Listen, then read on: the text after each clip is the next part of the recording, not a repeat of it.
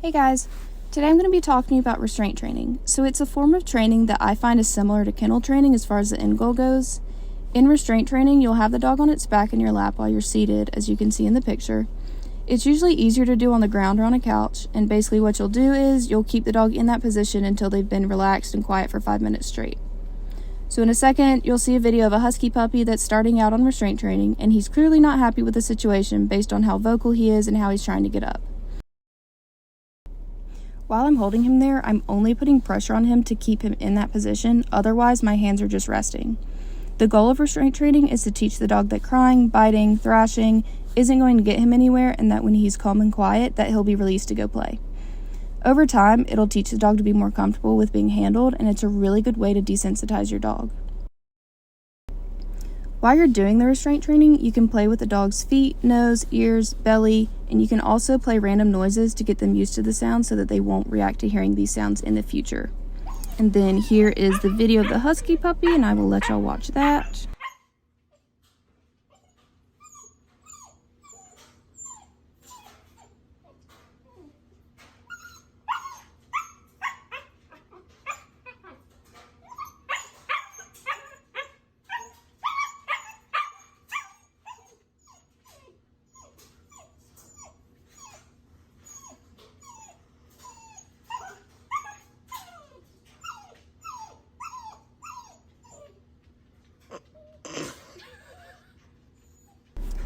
In the beginning, this is something that you're going to want to plan a decent amount of time on.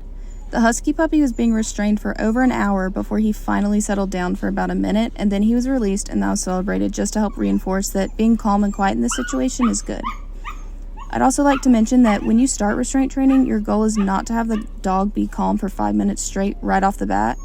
You need to start with small goals such as 30 seconds and gradually work your way up to 5 minutes over time. And I would say this is something you'll want to do a few times a day if you have time, but at the very least, try to fit this in a few times a week. Just make sure you remember that you do not let the dog up when it's crying, even if it is calm or if it is still trying to get up, just because all this is going to do is teach the dog that if they throw a fit, then you'll let go and they're getting what they want. Now, dogs are typically not comfortable with being restrained, so I usually recommend starting this with puppies, especially those that are going to be service dogs, therapy dogs, or pet dogs that will be in public a lot or around lots of children. This is something you can do with adult dogs that are already accustomed to it, but I wouldn't recommend it to adult dogs just starting out. So here you'll see Bunker, who's a 7.5-month-old lab. I did restraint training with him a lot for the first month that I had him, and as you can see in the video, he's mostly unbothered by being completely manhandled by me and is immediately relaxed once he's in my lap. I was actually really impressed by this because I haven't done restraint training with him or his sister nearly enough the past few months.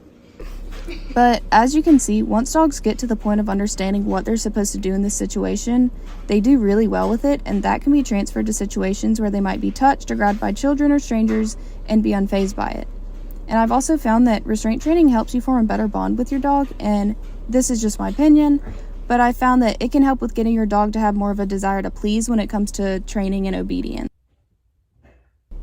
So here's a second video of the lab being restrained, and then in a second you'll see his sister, who's also a 7.5-month-old lab. But just take note in how comfortable they are laying there when this is a very submissive position for a dog to be in. Alright, so that is a general walkthrough of what restraint training is and its purpose, as well as how to do it. So if you have any questions, please let me know.